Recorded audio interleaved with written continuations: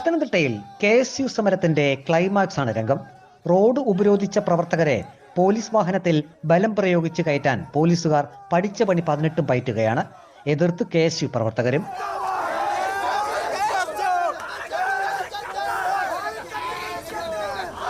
പ്രവർത്തകരുടെ കൂട്ടത്തിൽ 2 വനിതാ KSU നേതാക്കൾ ഉണ്ടായിരുന്നു.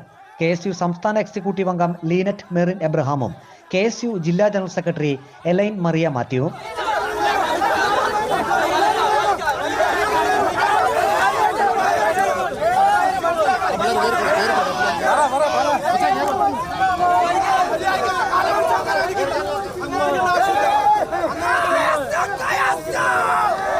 പോലീസ് വാഹനത്തിനുള്ളിൽ പോലീസ് തങ്ങളെ മർദ്ദിച്ചതായി KSU സംസ്ഥാന എക്സിക്യൂട്ടീവ് അംഗം ലീനറ്റിന്റെ പരാതി.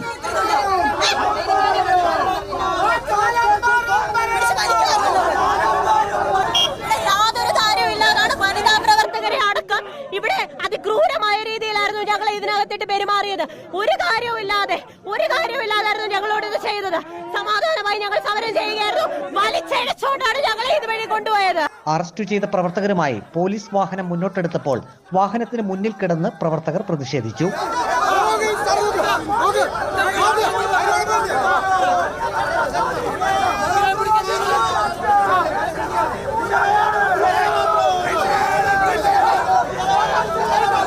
നീറ്റ് നെറ്റ് പരീക്ഷകൾ അട്ടിമറിച്ചവർക്ക് കേന്ദ്ര സർക്കാർ കൂട്ടുനിൽക്കുന്നു എന്നാരോപിച്ചായിരുന്നു സമരം.